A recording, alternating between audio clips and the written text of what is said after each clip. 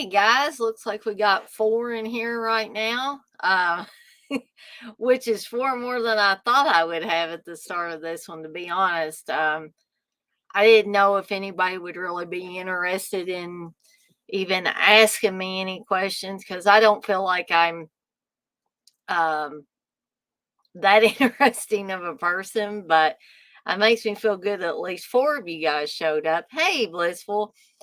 Um, and Blissful evidently is one of them. And 71. Welcome back. Um, hey Texas. So I know you three are in here and you guys are some of my biggest supporters. So there's one other person uh in here that may choose not to chat, which is fine. Um so I did want to start this off by saying I did get around to watching my 4K of Death Wish. And I don't know, Steve walked through while I was watching it, and he was like, I don't know, but I beg to differ with him on that. Hey, John. You say, hey, Dana, I have a question. Why do we buy vinyl when Spotify and YouTube exist? The collecting never ends. The short answer for me for that, John, is it's a sickness. I mean, literally, I think it's a sickness. I guarantee it's a sickness for me. Because, I've said this before. Um, I bought a lot more vinyl over time. I bought vinyl even before collecting vinyl became a big thing. I would go to, pawn shops and record stores and stuff like that and get used ones. And this was before the days of, ooh, is it 180 gram vinyl or whatever? Steve is a little more choosy about what he gets. And still yet, if I can go to a record store, a pawn shop, we have places around here in Louisville that are just record shops, guest room records. That is a good one. I know this is a little bit of an expansion on your question, John, but it started making me think about the records, the vinyl and stuff again. I haven't been in a while, mainly because as much as I love my husband, he's not really into going that many places anymore. So he's more of a homebody, wants to stay home as much as he can. Now, I'm thinking that when it gets warmer weather and I can go and ride public transportation, I may take some days off here and there and actually make a day for myself and actually,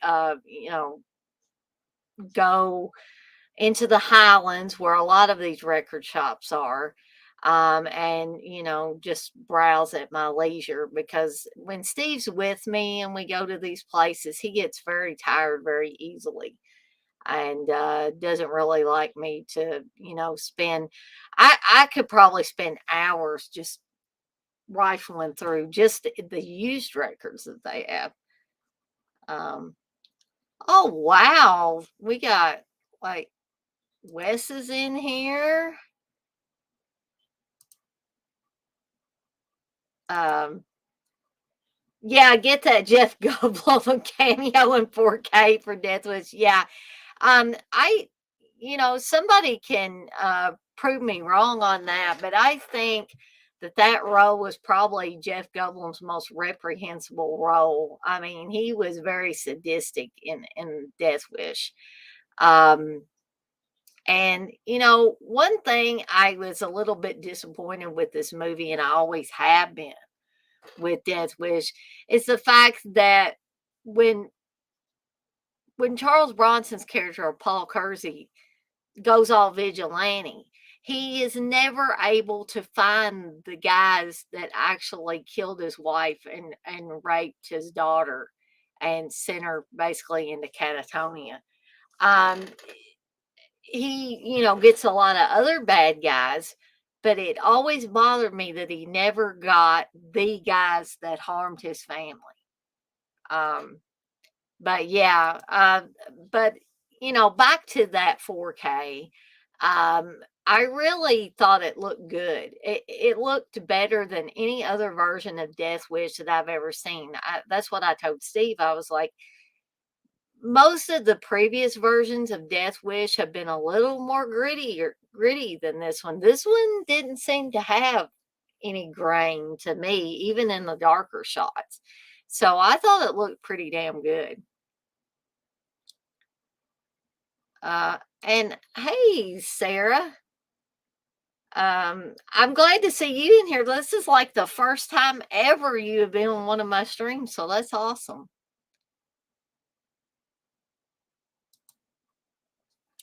You say that would drive you nuts, 71. Like, yeah, I mean, that that is a point where I'm glad we live in a city with public transportation. It's not always the best way to get around, but it allows me, a person without a license, to not have to depend on somebody else to get them around to places. Same when you say, as soon as I get a car, I'll be driving all the time.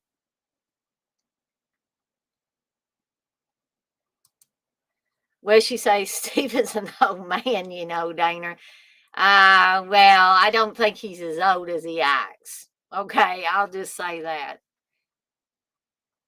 Well, hey, Jay, welcome back. It has been a while. I'm trying to recall the last time you were in one of my streams. Um, hey, other John. So we've got John Grande and we've got John Crisp in here. So we got Grande's Graveyard and we got Movie Junkie John in here. So we got both Johns in here tonight. So you say, question for you, favorite Twilight Zone episode from the original series, top 5. Oh, wow. John, that's hard. That is hard.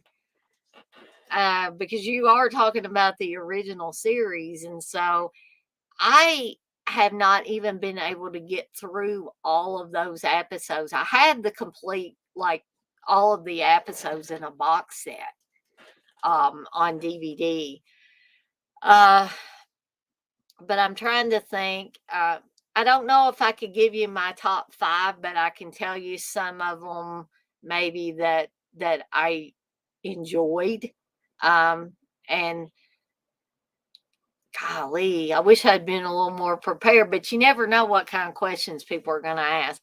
But I did like the original Night of the Meek episode about the guy that actually becomes Santa Claus by the end of the movie, or end of the episode. I also liked the way they redid it for the Twilight Zone in the 80s. So that's a good one. There was one that I rewatched recently. I think Steve may have been watching it. It was around like New Year's or something, when they usually have those Twilight Zone marathons. And it was the one where the guy was like, he was all alone except for basically an android woman. And he was kind of, I think he might have been a criminal or something, and they were kind of punishing him by making him be alone. And the only, you know, being that he was able to talk to was his android. And he pretty much rejected her at one point and was like, I don't need you and stuff. And then he realized that he did need her. He absolutely did need someone, android or not. to talk to. I'm trying to. There was another episode too where these guys thought that they were on another planet. I guess they were like astronauts or something. They thought they had landed on another planet. It turned out they had never left Earth, and that was a another favorite of mine. That's like three, and I'm just gonna really have to dig deep into that series some more because I know I'm sure I'll have some more favorite episodes.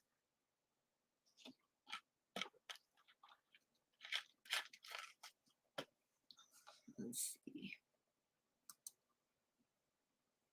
What did she say? Is there a 4K you bought that you didn't like? A 4K that I bought that I didn't like. I'm trying to think here. Um,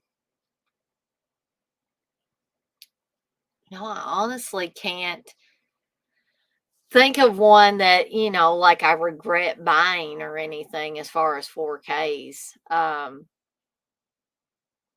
Yeah. Now, Steve, on the other hand, I have heard him actually say, maybe I shouldn't have bought this or that or the other. He's gotten some ones from the Video Vengeance or whatever that company is that put out all those things that just look like they were just rips from a VHS or something like that. They basically look like shit, but they were expensive. And I have heard him say that um he was kind of sorry that he spent all that money on those. Um let's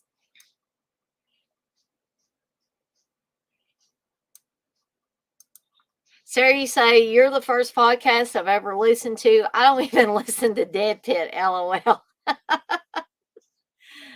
Oh man, Wes is probably gonna make you feel guilty over that.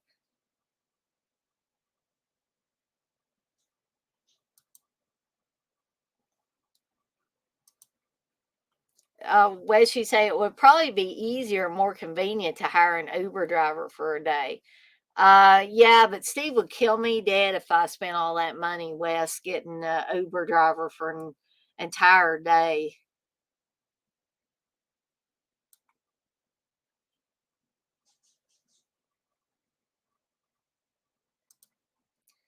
John, you said great picks, Nina. I'm a big fan of I Shot an Arrow into the Air too. Oh yes, yes, I had forgotten about that one. Yes.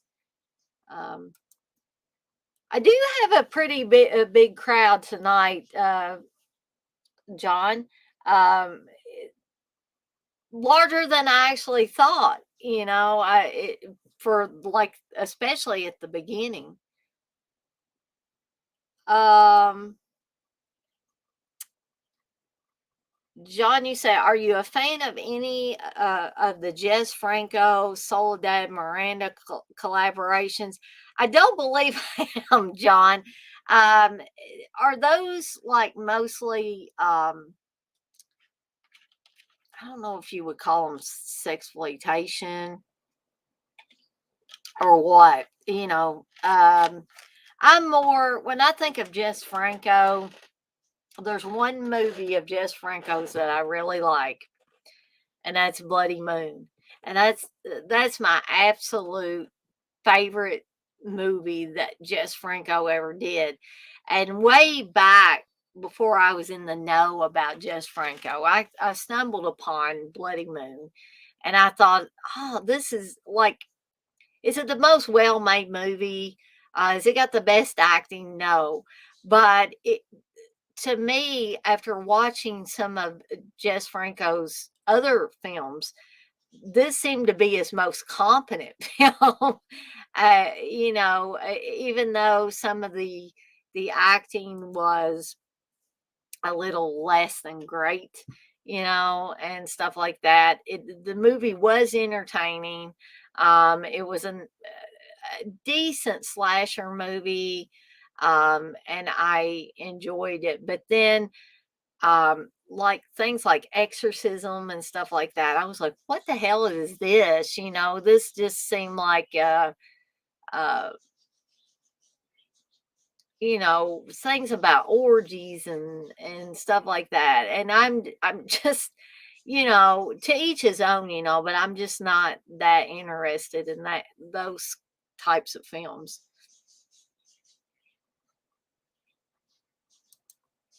Johnny say, "Who is the biggest asshole to you and Steve at a convention?" Haha. Um, you know, I can't really say that anybody has been an asshole to me. Um, Now Steve, before me, or maybe he recalls something that I don't. But I even went up and met Tom Savini not very long ago, and he was a little reserved, but he was nice. He wasn't an asshole to me. Um, Now, as I've said before, I have had underwhelming um experiences, and I think that was due to me hyping up the experience before it happened, and I guess I was expecting more than I actually got. For instance, when I met Ted Raimi, I was just so excited because I've wanted to meet Ted Raimi for years. And so when I finally did meet him, it just seemed like, he was very nice. He was very cordial. He took a picture with me and everything like that. But it just seemed like he was so reserved that I felt a little uncomfortable taking up more of his time. So I basically left that experience with a good feeling, that I finally got to meet Ted Raimi, but it was just a slightly underwhelming. And then I've told this story too before, where I met Jamie Lee Curtis. And okay, so here was the situation with that. Um, and you guys that have already heard this story, feel free to tune me out for a little bit. But so Jamie Lee Curtis had announced that this was going to be basically her one and only convention. She wasn't going to do any more. This was a horror hound convention, and everybody went apeshit. Okay, and the tickets to get in line to get her autograph were $80 a piece. Um, so if you had 5 items you wanted signed by Jamie Lee Curtis, then you had to pay $80 5 times. Okay. Now I was told, and many other people were told, that Jamie Lee Curtis didn't take a dime of that money, that went to a children's hospital in California. And, I trust that that happened. Um, and so, like I said, because Jamie Lee Curtis announced that this was the one and only horror convention she was doing, everybody was like, "Oh my gosh, this is my one and only chance." And so I don't know how many people, there were a lot of people at that convention, but I don't know how many people went through the line, but I think it was like, and Wes can correct me if I'm wrong on any of this information, because he was there too. Um, I thought she signed for 3 days. And, I know she got tired, and I know that that had to be really rough. God knows when she got to eat and different things like that. Um, and also, this guy, bless his heart, it really wasn't his fault. It was just an unfortunate set of circumstances. One, I I got on there on the website as soon as they opened the sales for these tickets. but still, everybody, depending on their internet speed, was probably just sitting there with their finger poised, to click on things, And so when you got that mass influx of people coming in at one time, like I think it was maybe like 10 a.m. or something like that, everybody's going to be trying to get in there and get their tickets. So I bought tickets, one ticket for me and one ticket for Steve. And I took my break at work, and I told everybody I'm going to take my break at this time because I've got to get these tickets for Jamie Lee Curtis. Okay. So we did not get up to Jamie Lee Curtis's table until I'd say about 10:30 at night. And the guy in front of me, like I said, bless his heart, it was just an unfortunate set of circumstances. He had, I don't know how many posters he had, but he had a bunch of poster tubes. And he dropped his posters right after he had Jamie Lee Curtis sign all of them. He dropped them all over the stage where her table was. They went rolling everywhere.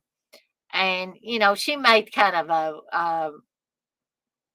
a remark like, hurry up. But I don't think she was trying to be mean.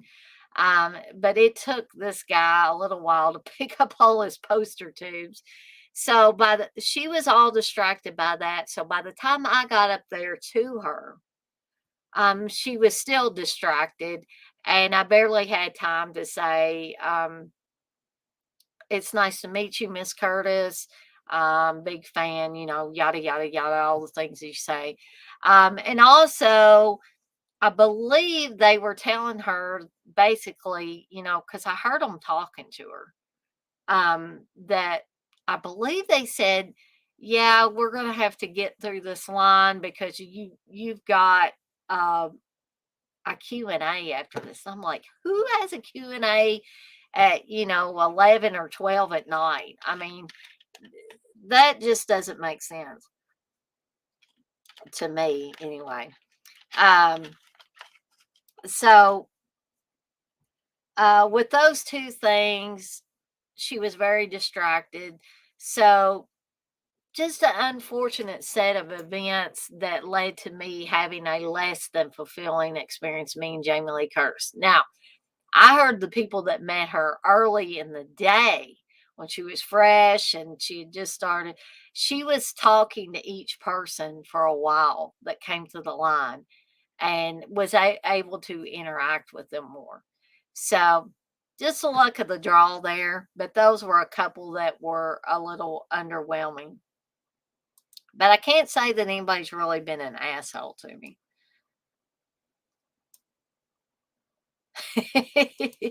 Yes, Texas says, hit that thumbs up, mofos.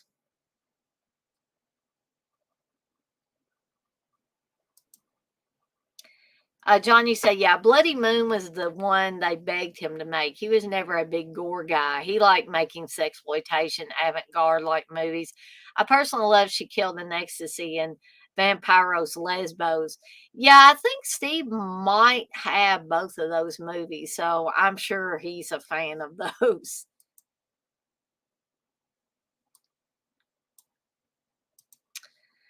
John, you say, if you could have dinner with any two horror celebrities and personalities, alive or dead, who would you pick and where would you eat? Interesting question, John.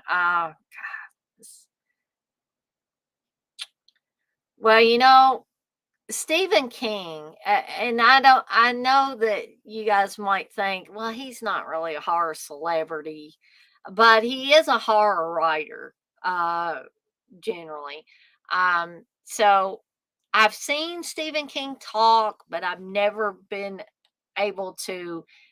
He came to Louisville a few years back, like 2016, and I dragged Steve to this thing, and we stood in pouring rain and everything, just to get to hear Stephen King talk. Because I was like, when will I ever get a chance to see this guy talk again? Because he's not a spring chicken anymore. So I would love to have dinner with Stephen King, and who would be my other one? Who would be my other one? I might have to say George Romero. Because George Romero, I met him, unfortunately not long before he passed away. Um, and two, George Romero and Stephen King worked together back in the Creep Show days and stuff like that. And I just think that would just be an awesome pairing to have dinner with those guys. And where will we eat? Where will we eat? I'm thinking either a steak place. I'm not necessarily saying I'd get a steak or not. Either a steakhouse or a Japanese restaurant. And I don't really know why, other than I like both of those places. Um, like if it was a Japanese restaurant, somewhere like Shogun's, where you sit at the big tables and got the hibachi grill there and all that. So yeah, interesting question, John. Well, she says Steve should have gotten angry and yelled at the poster tube guy. You mean like he screams at the dogs to shut up? Um,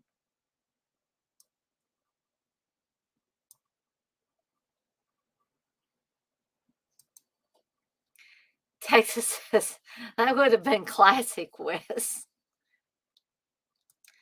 Oh yes, thank you, Uncle Bill. Like,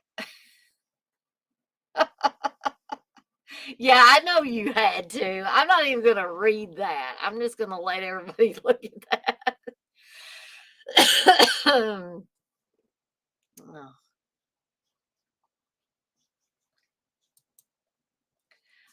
What'd she say? You think she just signed on Friday and Saturday? Okay. Yeah, you're probably right on that.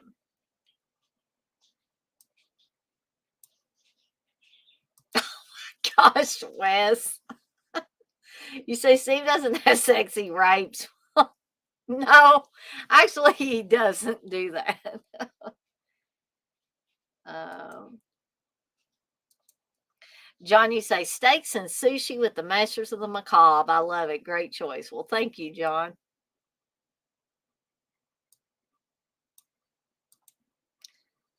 Blissful, you say, have you read a book that you thought would make a great movie but was never made? Um, Gosh, I'm trying to think. I've read a lot of books over the years. Actually, this might not be the answer that you exactly wanted from me, Blissful, but I had since I'm such a huge fan of all things Stephen King, and I love everything pretty much that he's ever written. Oh hell, I love everything he's ever written. Um, so I would like to see every novel, and most of his novels have been adapted into movies, um, or anthology type of films and stuff like that. But for those that have not been made into anything, um, okay, here's one it just popped into my mind. Okay, now I love Matthew McConaughey, guys, but that Dark Tower movie that came out was a travesty compared with the Dark Tower series. I would love, love, love somebody to make a proper movie, even if it was a mini series, because to me that series is just so rich. The characters are rich. The atmosphere is fantastic. And for the movie that came out, that was just a sad, sad representation of Stephen King's work. Um, and I was so disappointed by that. I think Steve and I actually managed to sit through it. So that series of books, the Dark Tower series, would make an amazing movie or an amazing miniseries. And I just don't know why somebody hasn't, tried a little bit harder um, to to make it into something great.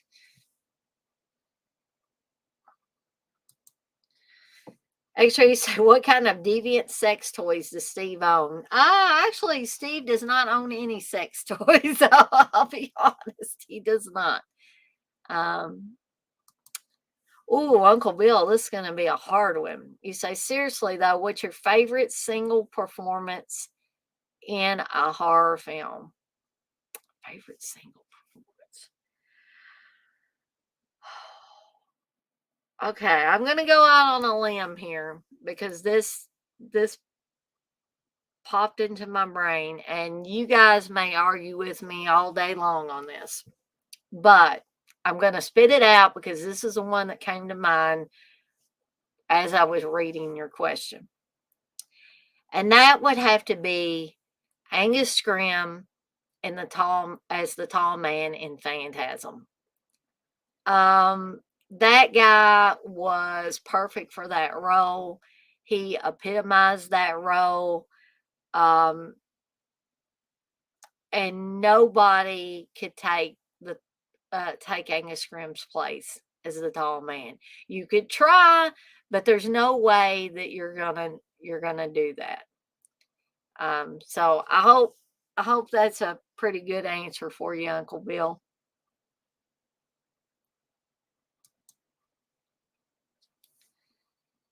Let's what you say. Same. He's amazing.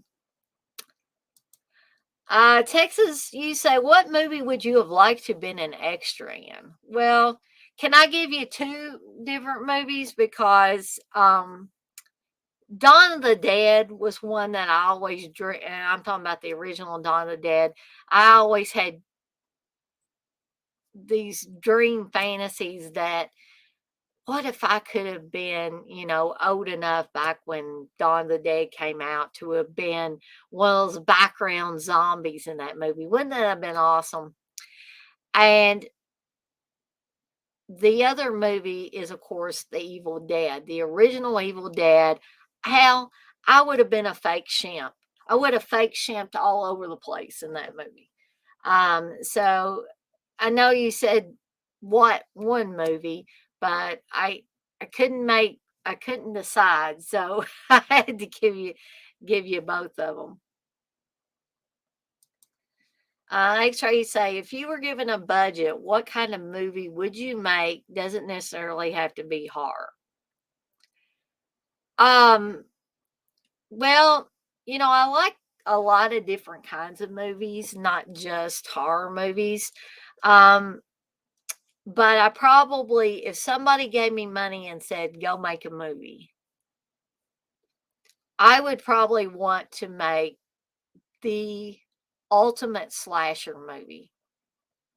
That has all the things in it that us horror fans love from those classic slasher films.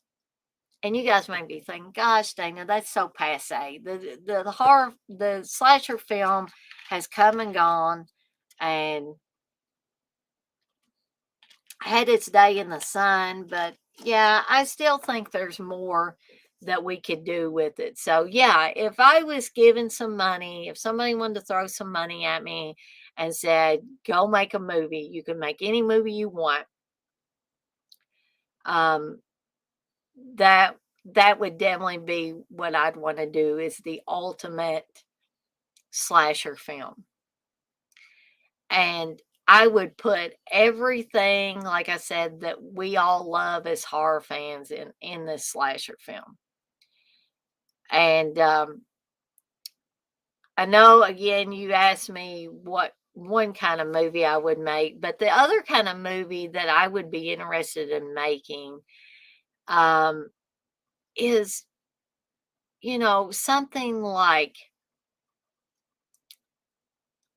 the story of Stephen King or something. I don't think anybody has ever, we've had things come out about Kane Hodder. We've had things come out about Tom Savini. We've had these great documentary style things for Friday the 13th. Um, Films, the Nightmare on Elm Street films. But wouldn't it be great if somebody could do a docudrama or something on Stephen King, on the life of Stephen King? I just think that would be awesome. So I would want to, if I was able to make two movies, let's say they gave me enough money to make two movies, I would make the ultimate slasher film, and then I would make the Stephen King story. Yes, I think a miniseries would have been epic in more ways than one for the Dark Tower series, but I would have absolutely loved it.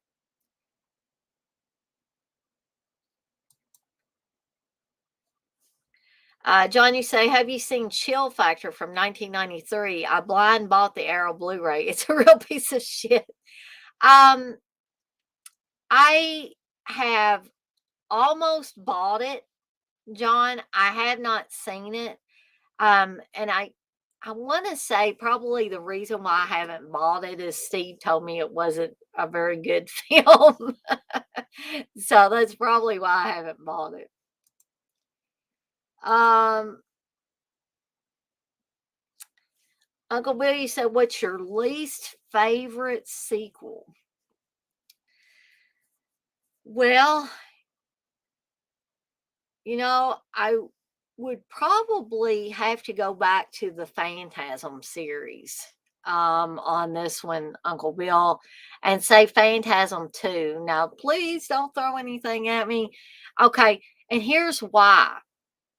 Because for whatever reason, I'm unsure of the exact reason. I don't know if the movie studio just did not uh, want to bring Michael Baldwin back as Mike, and got James LeGros, Gross or LeGros, however you pronounce that guy's name. Sorry, guys. You're probably laughing at me now. But um, because even though that sequel is a decent sequel, it was disappointing to me because I think that Michael Baldwin, Reggie Bannister, Bill Thornberry, and Angus Scrimm, they were the heart of that movie. All of those guys were the heart of that movie.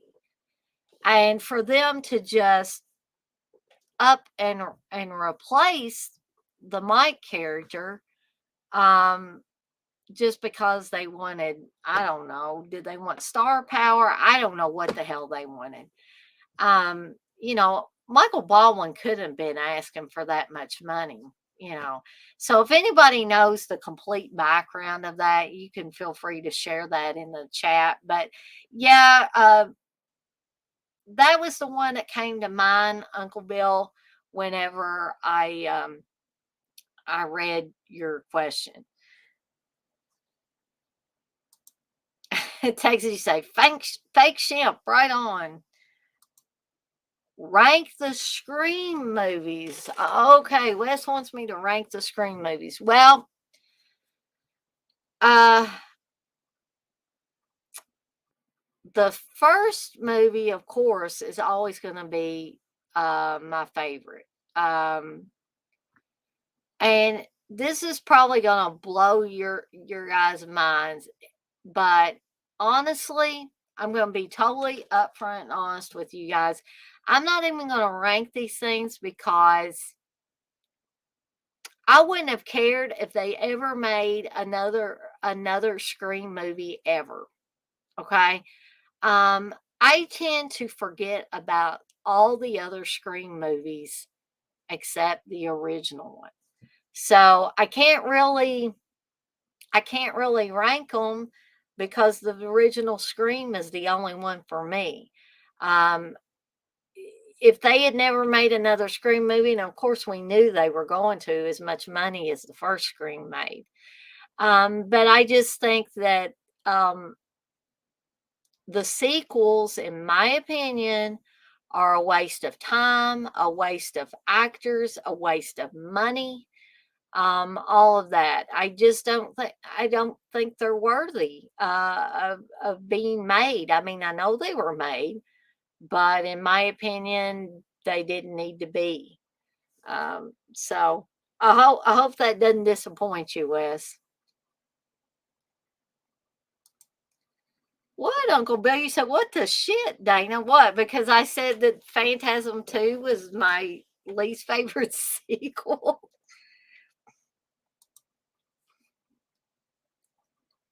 John, you say Reggie Bannister ain't doing so well either. His wife posts on Instagram some, and you can tell he's in bad health, but he is very old. Yeah, when I met Reggie Bannister a few years back, he seemed feeble. He was very nice, and I enjoyed meeting him. But it kind of made me sad a little bit. And when I met Angus Grimm not long before he passed away, and he had a walker and everything, and it was a little bit sad um, when I met both of them.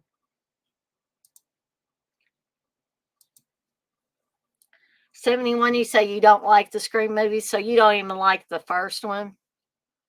Gotcha. You say, yup. What? Okay, well, Uncle Bill, I explained why that's a least favorite sequel because they did not bring Michael Baldwin back. It's as simple as that. You can't take away one of the core members of that dynamic group and expect people to just follow all over themselves over the sequel.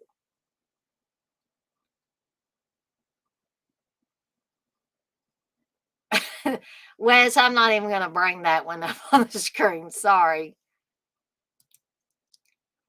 John, you said, don't be talking shit on Phantasm 2. LOL.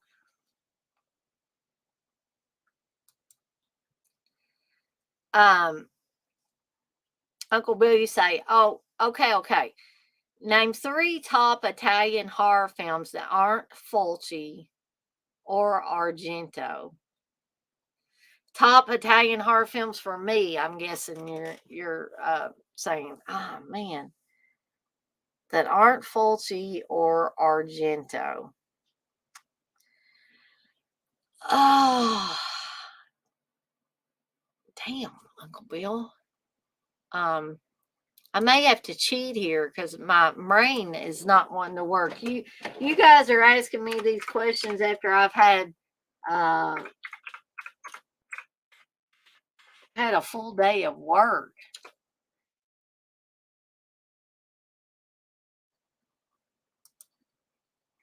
It's going to be hard to pick some that aren't Argento or Fulci. Man, oh man. Let's look at this. Because I bet, see, Suspiria, that's Argento. Yeah, half of these are Argento.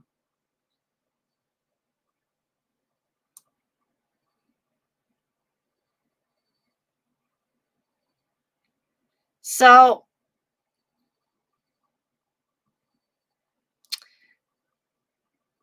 Rotten Tomatoes has Bay of Blood on there. And why was I thinking that was like Spanish or something? But maybe I'm wrong. Okay. So if that counts, I'll have Bay of Blood in there. Um,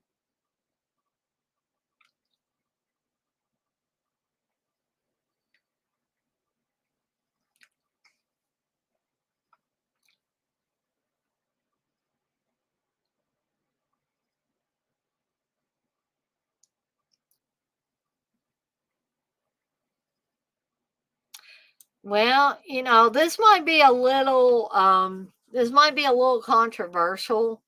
But I would have to have Cannibal Holocaust in there, by Deodato. Um,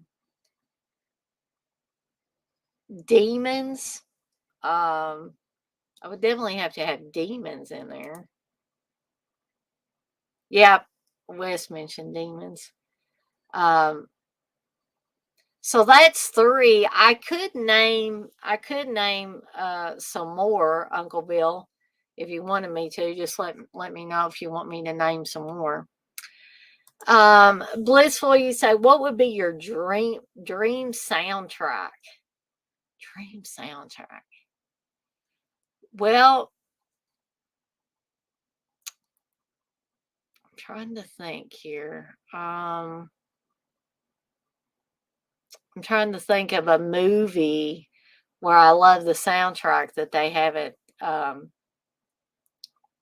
put out some sort of release on, because I just got Trick or Treat in.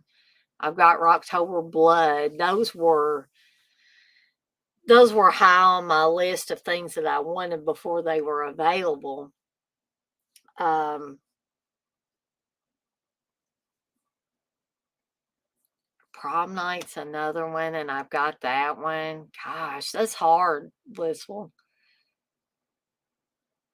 So, by dream soundtrack, you're meaning something that hasn't already come out in that version, right? So let me think on that for a little bit, and don't let me forget about that one. Phantasm Ravager. I'll tell you, Wes, Phantasm Ravager just depresses me even thinking about that movie. That would have to be, if I was going to make a list of least favorite sequels. Um, but when Uncle Bill asked that, though, I was thinking of like the second movie in a series. But um, definitely, I'm not. I feel sad when I watch Phantasm Ravager, because you can obviously tell that, Angus Scrimm was not in good health. The movie was not directed by Coscarelli. Um, the Some of the special effects were atrocious in that. Um, just just sad, sad, sad to see where we had come. Like, we've had, you know, less than perfect sequels, but that was a very, very sad ending to that series. Very sad ending. Because I wish to goodness they had done a part 5 years and years ago, when Angus Grimm was still spry. And the whole thing about having Reggie be in a nursing home, and like Mike coming to see him and stuff like that, it was just so sad and depressing.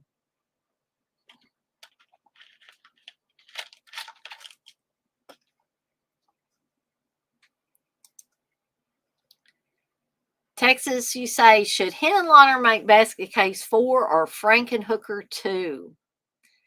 Well, this again might be controversial, what I say on this, but I think because there's been several Basket Case sequels made, and there's only one Frankenhooker. I would like to see what he could do with Frankenhooker too. Wouldn't that be wild? Um, I think we probably.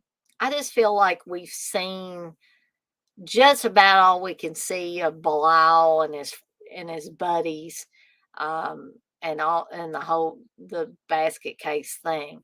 But to see what they could do with a second Frankenhooker, I think that would be awesome. Blissful, you say. Dana Gidget Goes to Rome doesn't count as an Italian horror film. LOL.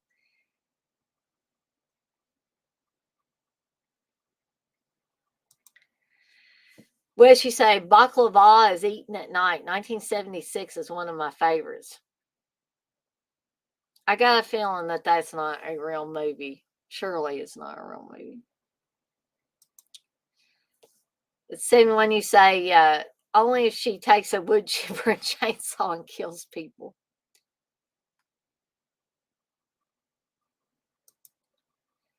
'71, you say, I love Cannibal Holocaust and Cannibal Ferox. Yeah, I think I used to, and I've said this before about the cannibal movies. I used to think Cannibal Ferox was the balls to the wall one.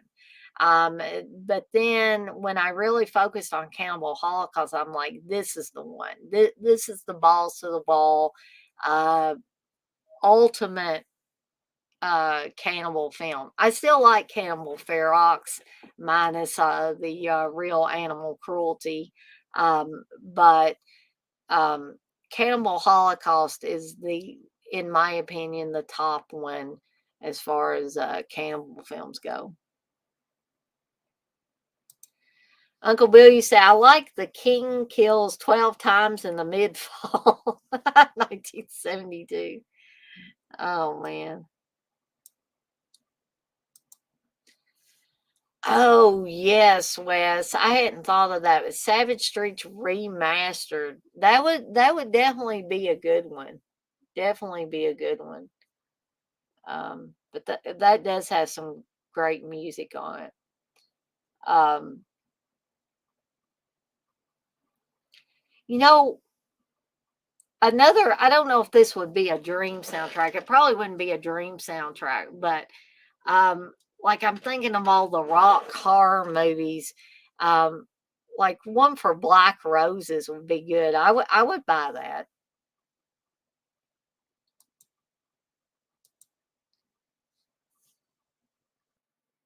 Texas, you say, Uncle Bill, remember Jack Kills the House of Blood, 1969. John, this is a good question. Your favorite De Palma film after reviewing most of them? Um, I would have to say that probably, even though I love Carrie and Carrie is based on a Stephen King novel and all that, probably have to say my favorite is Dress to Kill.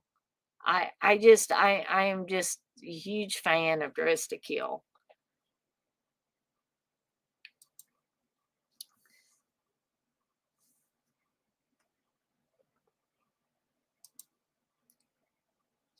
Well, she said, I think Phantasm Oblivion was a perfect end to that series, so I try not to even think of that one as an official sequel. Right. Yeah, I agree.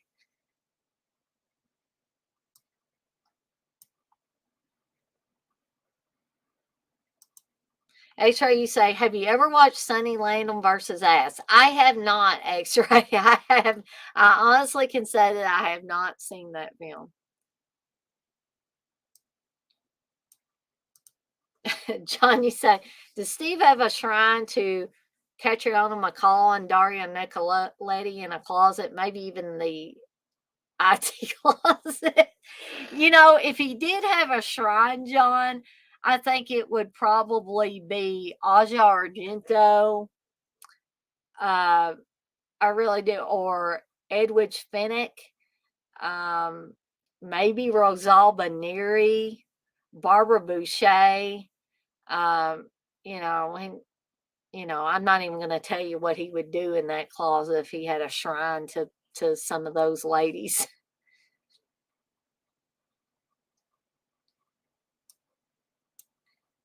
Okay, well, I've caught up on the questions, so y'all keep asking them. These are really, I'm really enjoying these questions. They're really making me have to think, which is a good thing.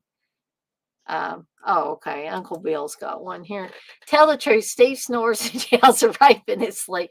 Now he yells out in his sleep, but he doesn't yell rape. I've never heard him yell rape, Uncle Bill. Um, he does snore very loudly, though. Very, very loudly.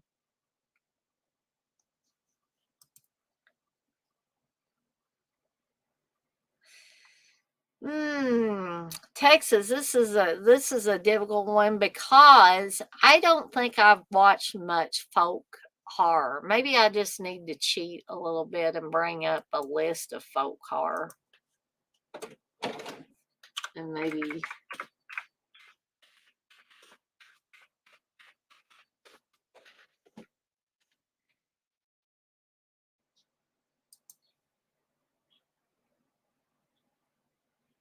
so they got some things listed on here. I think let me look at another list here.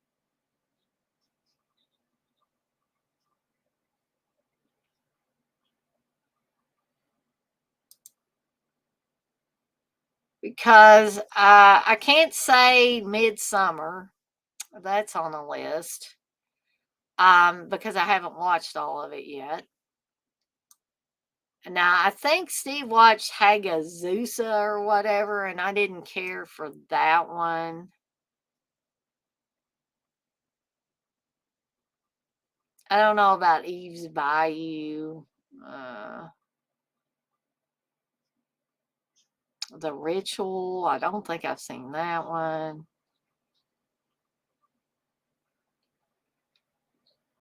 I haven't seen The Apostle. Quay Diane, I haven't seen.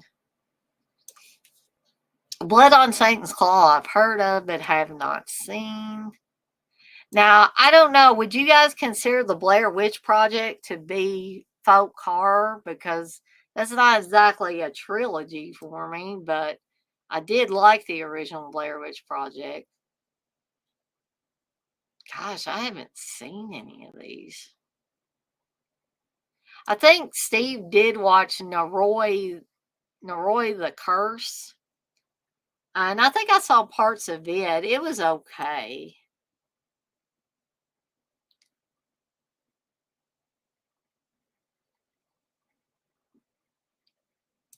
Um, believe it or not, guys, the original Wicker Man from 1973, I have never sat down and watched.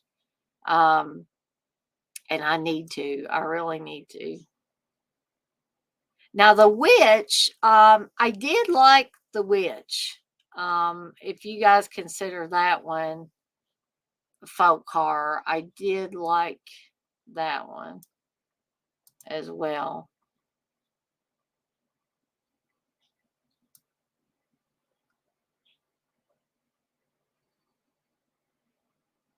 Yeah, so I guess the big answer to that question, Texas, is I just don't watch a lot of folk horror or what would be designated as folk horror. So I feel like I'm probably not the person that could answer that most adequately. Uncle Bill, you said, what's your favorite canned food? Well, canned food, like you're talking about in canned food, as in you go to the grocery store and you get a can of food, or are you talking about when people, can things and put them in jars, in mason jars and stuff? Because if you're talking about canned food that you get at the grocery store, for me, that would have to be any kind of canned, like condensed soup or chunky soup or something like that. Um, and my favorite breakfast cereal, oh, favorite breakfast cereal probably have to be peanut butter Captain Crunch.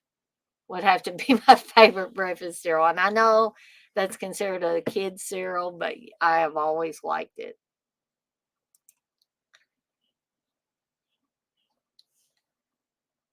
Uncle Bill, you said laughing my ass off. That would be so killer. Does he yell like the children, grab the children like in Anchorman? No, usually it's like nonsense type of stuff. He'll just like that. And so I don't know. It scares the shit out of me. Sometimes I'll be watching TV late at night, watching a movie or something, and I'll hear coming from the bedroom. And yeah. Hey, old curly jaws, you say I can join Dana. They can ask this crazy son of a bitch questions too. So what do you say, guys? You want old curly jaws to join in on this? And you can ask him some questions as well.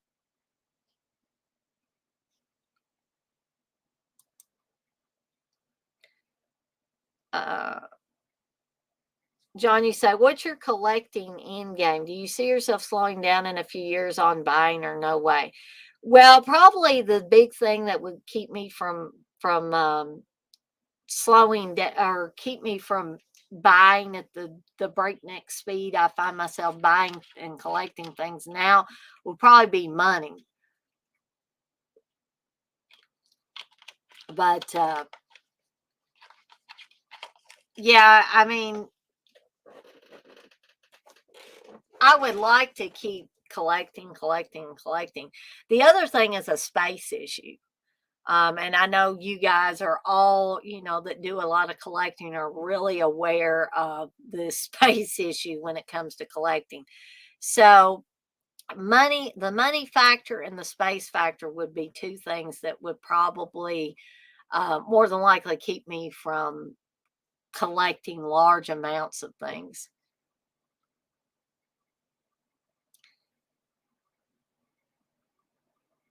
So, I think I will put, hold on, oh, Curly Jaws, I will put the invite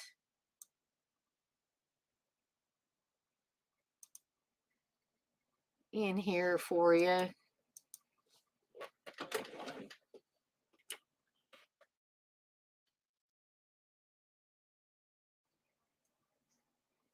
In case you want to come on. If I see you backstage, I'll add you.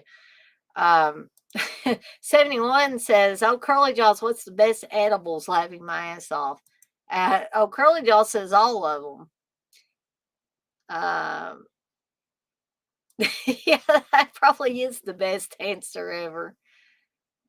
71, you say you remember Captain Crunch? Johnny said, what's the most redneck reaction you've ever gotten to being a horror and movie fan? Just for people that think it's odd and watch hee-haw and shit all day.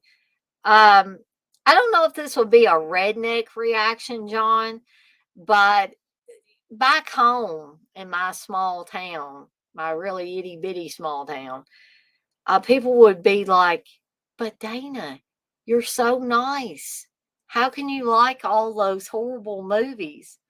Uh, so, that I don't guess I got redneck answers to it, but it was just shock and disbelief type of reactions. But I see old Curly Jaws backstage, so I'm going to add him, you guys, so that you guys can ask him some crazy questions as well. Hey, old Curly Jaws. Hey, what's going on, everyone?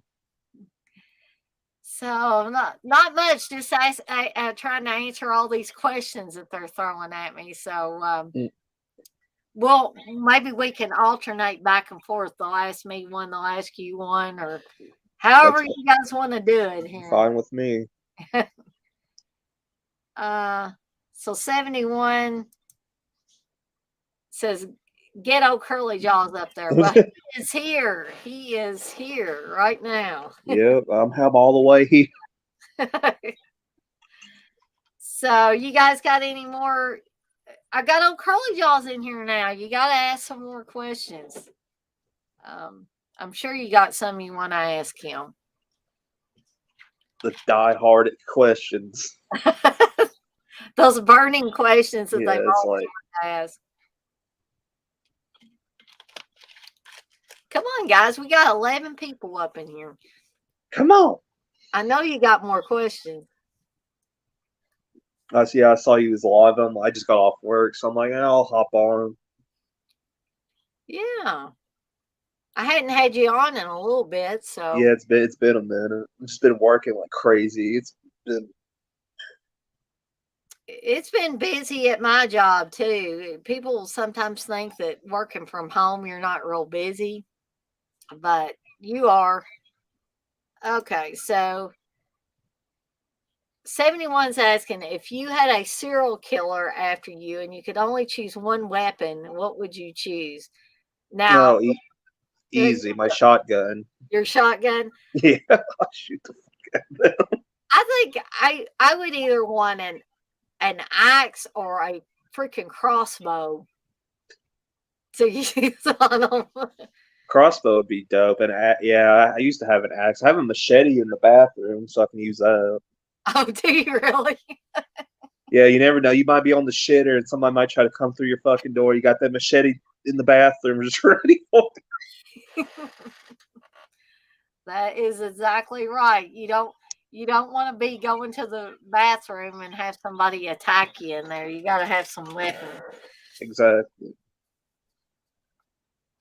Oh, has anybody, because we were talking about this last night when I was doing my Tarantino stream. Has anybody heard anything from Red Red? Did I like super piss him off that one night when I told him that? Because he was like, he would keep making comments all the time. He would come in my streams like, criticism was okay, but he would just throw these random criticisms out there that like indicated basically that at one time that I was spending too much time responding to everybody's chat messages. And so I guess I was feeling like a bitch that night. And I just told him, I said, you're welcome to stay, but if you don't like how I conduct the stream, then you can go watch somebody else's stream or something like that. And I think he came back one other time and I ain't seen him since. So I'm just like, it's your stream, you can do how you want to do it. I mean, if he wanted to get on there and do a stream and do it his way, hell, he wouldn't have to comment on anybody's chat messages. But I, I thought that was part of the whole thing of doing a live stream. Sorry about that, guys. Fuck that troll. Yeah, Texas evidently doesn't like that guy.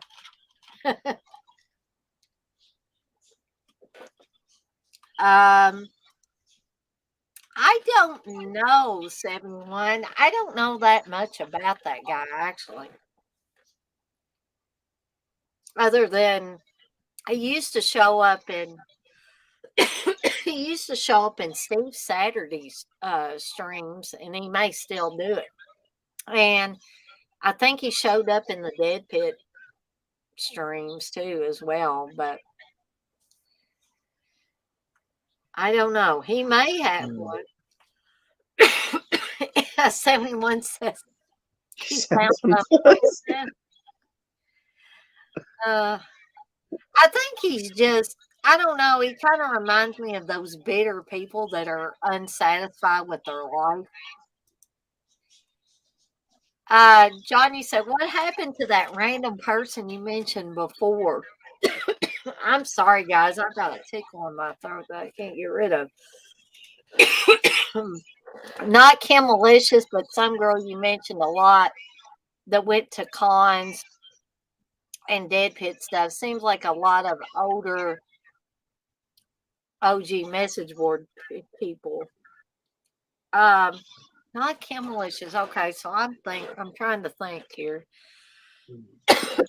This is taking us in the Wayback Machine here, John. Because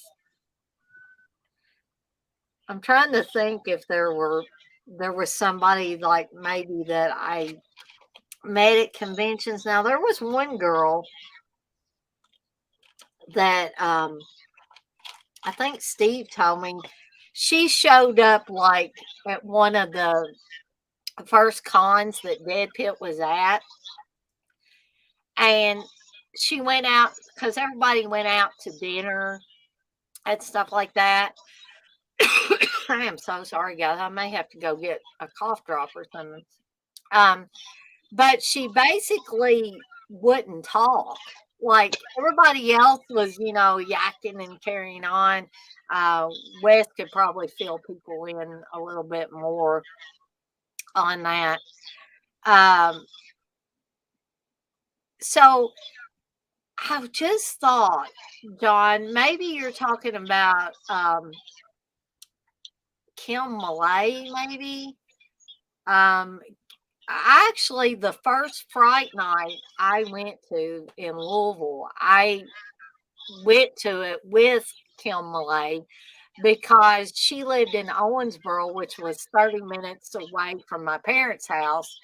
And so we had been talking back and forth, and she used to show up in the Saturday Nightmares chats and all of that. And so it could be her. I don't know. Wes may be able to shed a little more light, or maybe Uncle Bill or something on that. 71, you say, don't worry. Sometimes you have to tell people off. I've done it to poor people. Yeah. Well, I'm generally don't do that, but that particular comment seemed to rub me the wrong way that night, and Hmm. I finally just let it all out at that point. Johnny say, yeah, I don't know. You mentioned them a lot. I was like, I don't remember them, but I really didn't start listening till 2012-ish. Now, the thing about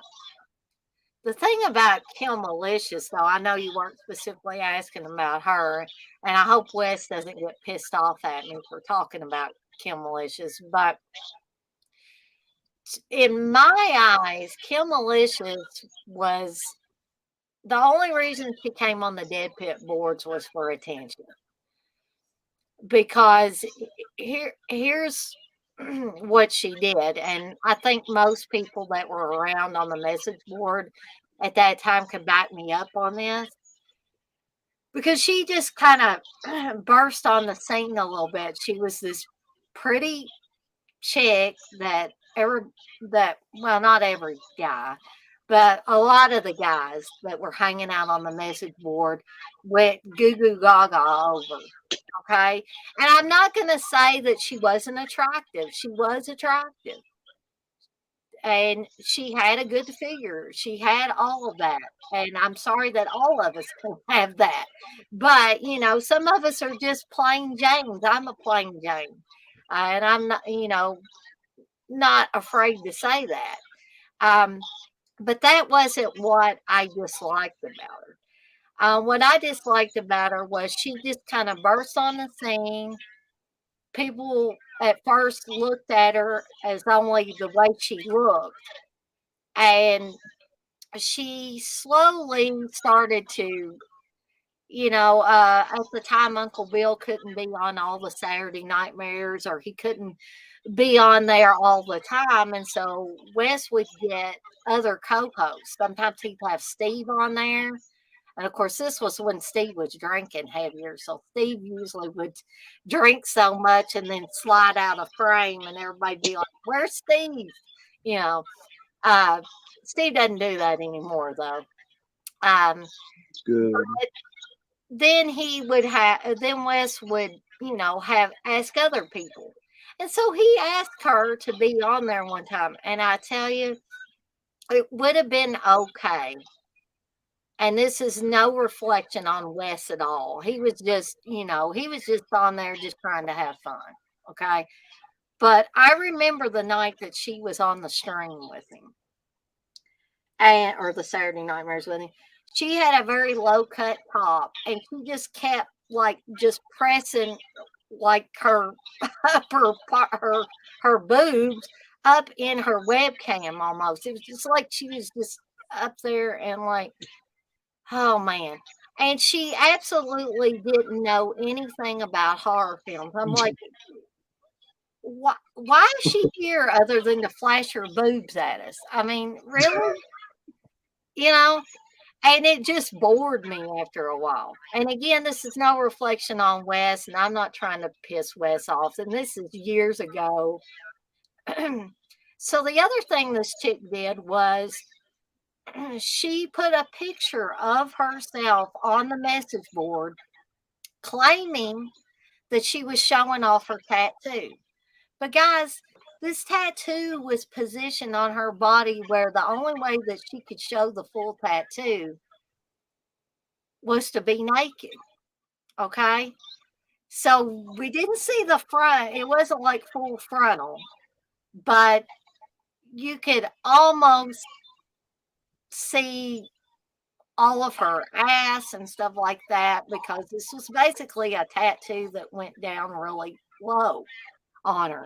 And I'm not saying anything bad about people having tattoos like that, but really you shouldn't show a picture of yourself nearly naked and put it on a message board where anybody and everybody has access to it. And then guys started messaging her privately through Facebook and stuff like that. And one guy got a little too close for comfort, I guess. And she started complaining about it. Now, I wanted to say, well, girlie, you don't put half naked pictures of yourself on a message board that's populated mostly by guys. Yeah, that's What's going to happen? There's going to be not all of them. Some guys would say, "Ooh la la," and then they wouldn't, there would be nothing else. They wouldn't private message her or anything like that. Steve went on about it, and that was before we were dating, so I couldn't really say anything about it at that point in time.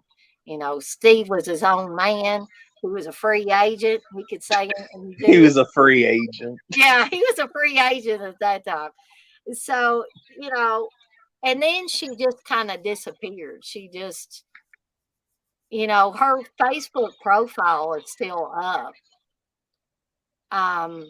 But, she hasn't put anything on there for years now, I guess. So I don't know what happened to her. But, so anyway, enough about Kim Malicious. I'll move on from that. That's in the past, and what's in the past is in the past. And Right. so, so I hope I didn't like I said, I hope I didn't piss Wes off and he left because that was totally no indication of his moral character or anything. It was just that she was a silly girl, I thought. But so has anybody got any more questions you want to throw at me or old Curly Jaws or both of us? Did you ever check out that Evil Dead Rise trailer? I keep meaning to. Oh, Curly Jaws, I've got to do that. I've said I need to 25 times. Like I'm thinking about it today, and just time gets away from me, and then Yeah. I'm so wiped out. And people might think, well, geez, Dana, it didn't take but just a few minutes to watch that trailer. But between doing the live streams and doing work and we've been super busy at work on the help desk the last couple of weeks, just taking call after call after call, mainly printing issues. 71 says she saw it. I guess if you like the modern ones, it's good, but I don't care for it. I liked it when I saw it. I was really impressed. It kind of reminded me of the Evil Dead from 2013. So I love that movie. So I'm like, okay. That's why I'm wary because people keep saying that. You're not the only one that said that. Except if for not being in the woods, it's in a house most of the time, from what the trailer showed. But I'm intrigued. I mean, I'll go see it. I saw the last one in theater. I think I saw the last one in theater. Pretty sure I saw the 2013 one in theater. I did too, and I wanted my money back. You should have went to the services. I want my fucking money back. Fuck you. I actually thought about. Did you think about walking out of it? No, because I don't like to do that. I don't think I've ever walked out of a movie. I have never walked out of a movie, but I thought about walking out of the Child's Play remake. The only reason why I didn't is because my brother and sister was there. I'm like, oh, they probably don't want to leave or whatever. So I sat through that piece of shit. That was a piece of shit. I, I agree on I that. hate that. I hate that movie. Like I have not watched it since I saw it in theaters. Oh, this is a good question. Texas says, "Have you seen Sick yet? Great kills, but as a and he's probably going to finish that. But Mm. have you seen Sick? Oh, Curly Jaws. No, I've never even heard of it. Is it? I guess it's a new movie. Yeah, it's pretty new, and it has a COVID centerpiece to it. Uh, I actually Steve was watching it, and I watched the majority of it. Mm, But honestly, I'm kind of like Texas here. It did have great kills, but he said, but as a whole, it was meh, and that's mm. pretty much how I would feel about it. And Have Have you seen Amityville Karen yet? no, and I don't think I will. Oh, oh, oh, God, it's bad. It's bad. Uh, It's really bad. ain't that old Cool Duder's film? With Yeah, and James- the thing is, I like most of his movies, like, but that was just fucking terrible. I can't defend that. why would he even think something called Amityville Karen would be a good movie? I have no I mean, I went into it. I went into it like, okay, this is. I mean, most of the movies I've seen of him, I like. I went into it with like, okay, and like I watched like I got through 30 minutes and I have not Cool Dudes. I've been seeing the movie in 30 minutes, and I'm like, it's just this bitch, just being a Karen, just bitching the whole time, and I'm just like, and then she's like starts stabbing people, and I'm just like, this is just stupid. if I wanted to see something like that, Steve used to watch a lot of videos where people like, especially during the height of COVID, people were like going ape shit and going into stores and like causing major issues and stuff like that. And Hmm. a lot of these women were Karens. They would be what I would call Karens. And so if I want to see that, I would just get on YouTube and look at you. Just put Yeah, Karen ex- in on YouTube, and you probably get a ton of videos. exactly. Like it was, it was awful. It was on Tubi. And I just saw it on there. I'm like, I'll check it out, and I checked it out. I'm like, and I couldn't even get, and I probably smoked, God, probably at least 5 or 6 bowls, and ate some gummies, and still was terrible. Did it? Let me ask you this, oh Curly Jones. Did doing that, like having the gummies and smoking the bowls and all that, did that make the movie seem twice as long? I don't. I was just like, I just kept hitting my shit. I'm just like, does this movie get better? Because I can't remember what Steve watched now, but when he took two of those gummies and at one time, and this was the first time he had ever had the gummies, and he shouldn't have taken two at one time because that was the night he got all like he was squinting his eye. I never seen him squish his eyes together, close that tightly. I thought he was going to pop his eyes out or something, and he was laughing so much and like I thought maybe if I gave him something to drink or something, like some caffeine or something, he would be better. Yeah. But instead he was like, "I can't hold on to this can. Can you come get it? Please come and get it." But he was going on about the movie was like, "This movie is 8 hours long," and stuff like that. So I guess things slowed way, way down for him when he took two gummies. The gut. That's funny. Like, I wish. I don't know. I can eat like 5 or 6. I mean, yeah, I'm gonna be fucked up, but just I wish just 2 gummies would do it that to me. Like, but I eat like 4 or 5 of them. Well, you've probably been taking the gummies for a while. Like how many years have you been doing that? Probably like, I started in like maybe 2020, maybe 2021 at the most. Okay, gotcha.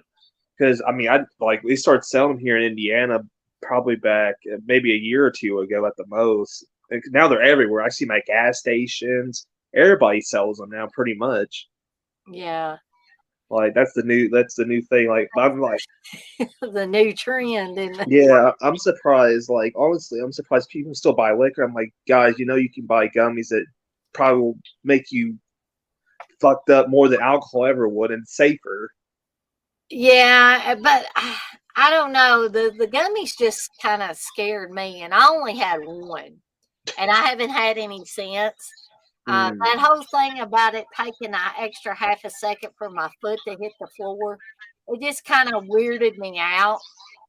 And mm, it's like you've seen those movies, like some of the horror movies where somebody is like running down a hall, like in Poltergeist. If you've seen the original Poltergeist, near the end of the movie, when she's trying to get to her kids because all hell's broken loose in their room, the ghosts, I guess, the spirits, make the hallway like drag, stretch way out, and it's like she's trying and she's trying and she's trying and she can't get to her kids. That's kind of how I felt when I took that mm, gummy. And I did it like the instructions said. I cut it in half, and like I took half and then I waited about 30 to 45 minutes and I took the other half. Still weirded me out. Uh, mm. but yeah, I don't know. Um, I probably it's I like you mean, say, it's probably safer to do that than drink alcohol, but I've continued to stick with the I, alcohol. there's one time I don't know if I told you that story. I don't know if I told it on a live stream yet or not. But there was one time I was at a Waffle House and I ate a whole, almost, well, not whole, I say I ate like half a container of cookie dough which was infused with THC. This was 1,000 milligrams Oh, plus a brownie on top of that. mm, So me and my brother were at the Waffle House and I end up collapsing. holy cow! Yeah, and it was bad. Like they thought they was going to call the ambulance because my lips were turning blue, my skin was turning yellow. It was bad. They thought I was dying. I bet I Yeah, would have thought somebody was dying if that yeah. happened. It was a really scary situation, and it has not happened again. But I've never went that extreme with because I like because of that specific situation. I only take like, and I make sure I'm home now. I'm not make sure I'm not out Hmm. doing stuff, after eating that much because that will happen. Right, exactly. Especially if you eat as much as I did. Let's see. So 71 says Amityville in Space sucked. I never even watched Amityville in Space. I So saw the trailer; it looked interesting. Probably better than Amityville Karen. yeah, probably so. 71 says, damn, I could have a good night with gummies. Oh yeah, they're fun. Like especially if you're watching movies or anything, it makes the experience better. I think. 71 wonders, how did they wake you up after that? I woke up probably 20 minutes later. Like I woke up on the ground. Mm, They said you hit your head for one thing. mm. And I woke up and I was on the ground like, what the fuck happened? And it was bad. It was a whole bad situation. Really not a fun. Like I felt embarrassed. It was just not. It was not a fun. I quit, and I quit. I was quit cold turkey for like maybe a month, and then I started doing the gummies and smoking again because I miss it. It's like it's. So I'm like okay, maybe if I just do like not going out in places and like doing a lot of it because that's what happened again. So just if you do this from experience, if you want to have a fun time with that stuff, stay at home and do it. Don't go out in public and at a restaurant because you will end up like me. You end up collapsing, looking like a fool. Well, that sounds sort of like the low blood sugars I've had in the Mm, past. And that embarrassed me because one time, and this was when I hadn't been diagnosed with diabetes very long, and mm, I was just on. They had just gotten me on the insulin, mm, and my mom went to my granny's house, and of course I was old enough at that point in time. I was probably in my early 20s at this point. So I ended up getting a low blood sugar and I was alone in the house. Mm. And my mom called at the start of this low blood sugar just to check on me. And I was talking to her, and the next thing I know, I was laying on my back on the floor of the kitchen with the phone still in my hand. Meanwhile, Wow. my mom was freaking out. She rushed home and she brought my granny with her. And I got up off the floor. I come to myself. It's a good thing I did, because she probably would have ended up calling the ambulance if she had come home and found me just passed out on the floor. So I managed to come to myself right before my mom busted in the door. So yeah, that was embarrassing. I ended up crying over that because I was just, you don't want people to come and find you passed out on the floor for whatever reason. Right. Well, Uh, that's something you couldn't help, Like my situation is like, I did that to myself, but I mean, you shouldn't have been embarrassed for that. yeah, I'm a person that easily gets embarrassed. So Mm. that was one of those things where I was like, and I was crying and I was saying, "I'm sorry, Mom, I'm sorry." And she was like, "You don't have to be sorry, Dana, but you got to take better care of yourself. Got to keep an eye on this stuff." So X-Ray is saying Steve's favorite Amityville is Amityville Butt Plug. Is that a real movie? I don't think so. If it is, I want to see it. You'd like to see that? I'd see it. I was like, it can't be any worse than Amityville Karen. Jay, I don't have any good Waffle House fight stories. Curly Jaws, do you?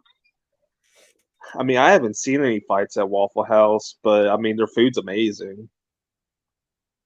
Yeah, Steve and I have had breakfast at Waffle House several times. Texas, you say, I'm going to take off. My phone is almost dead, and I've got to do some stuff for my surgery tomorrow. This was enjoyable as always, Dana. Well, thank you for stopping by, Texas, and you take care. And, after your surgery, you make sure that somebody, gets you some good food and can take care of you. Stay in close contact with Blissful and all that. And don't do too much after your surgery. Make sure you get plenty of rest. Yeah, hope your surgery goes well. Yes, me too. And I will. My thoughts and prayers will be with you tomorrow. 71 says good luck tomorrow, and Ginger might have a live tomorrow. Okay, so let's see. Come on, guys. We still got 9 people in here.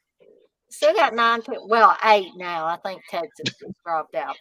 But we still got 8 people in here. I know there's got to be more burning questions that you've got for either me or old Curly Jaws.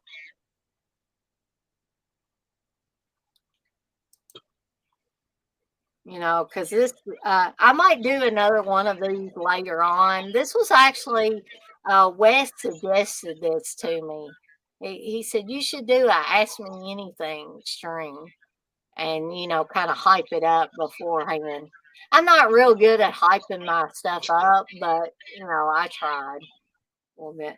Hey, And TJ's in the house. TJ says, everyone see old Curly star-studded Evil Dead parody vid. I believe I did. oh yeah, the Evil Dead Evil P trailer. Yeah, it's basically a film I'm working on. Should be coming out in the summer, hopefully, if everything is good. But I tried to, because I was seeing a shirt. It's called Evil Dead Evil Pussy is the name of the movie. It's the parody of the Evil Dead and other horror films. But Right. I tried to get a shirt made Evil Dead Evil Pussy on it, and I tried to get it made because a friend of mine wanted it, or I was like, for the film and all that, because he wanted to support it and everything. But they hit me with, "Oh, you got to contact Warner Brothers because that's copyrighted." I'm like, "What?" I'm like, "So a parody shirt that says Evil Dead Evil Pussy is copyrighted by Warner?" No, it's not. Maybe the Evil Dead part is, but I guess they's like, "Oh, that still has Evil Dead in the title." Blah blah blah blah blah.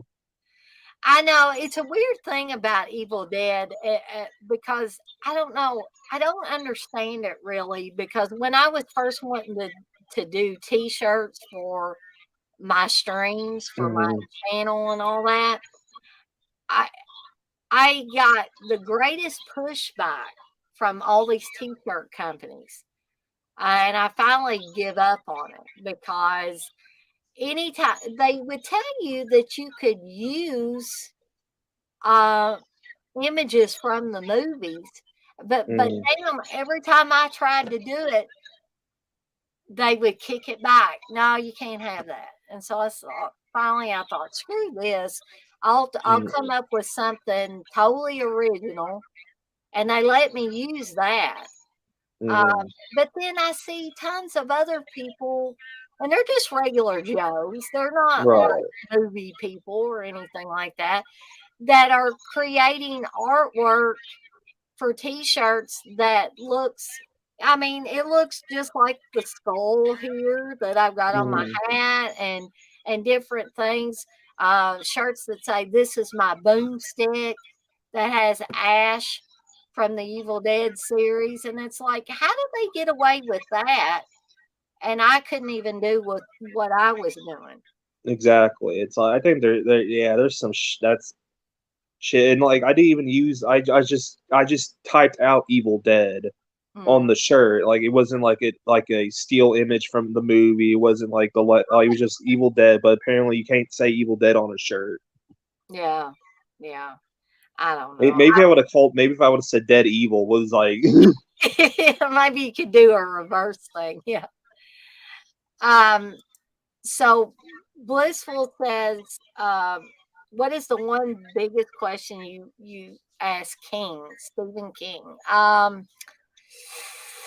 Uh gosh, that's hard because I would have so many questions. Oh, I would have a lot of questions too. Like when the fuck is Maximum Overdrive 2 coming? Yeah, that's a good one. That's a good one. Um, I don't know what I would ask him though, but that hadn't already been asked, because King's been around for a while, he's no spring chicken either. And I don't know what I'm going to do when the guy passes away and I really don't want, I know this is not really an answer to Blissful's question, but I really don't want, when Stephen King does pass on, I don't want someone else to ghostwrite. Like if Stephen King has manuscripts in a drawer somewhere that he hasn't finished, please, for the love of God, if his sons want to do it, that might be okay. But don't just give it to just anybody Yeah, to no. finish up. Like what they did with VC Andrews, what I think Anne Rice, some things have been done with her stuff, like unfinished works. I just Hmm. hate that because it never turns out well, in my opinion. But um, yeah, I might ask him what would, because he did make a sequel in novel form to The Shining with Doctor Sleep. I think I would probably ask him, what other book of yours would you really like to make a sequel to? Because they always make sequels to movies.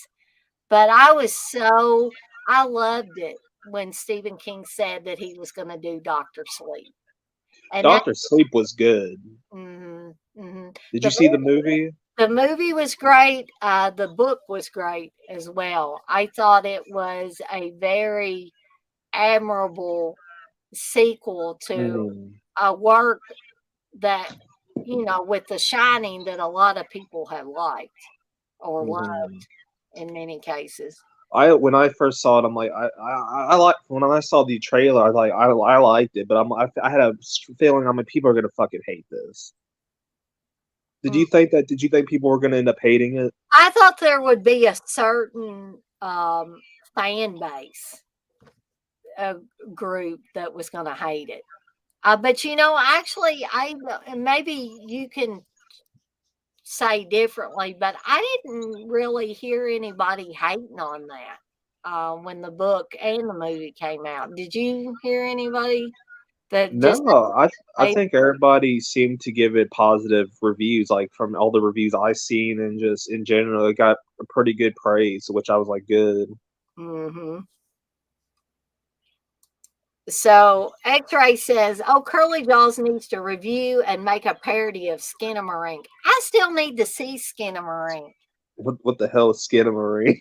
Well, okay, you can find a trailer on YouTube, and I'd urge you to watch that trailer on Curly Hmm. Jaws because the trailer intrigued me.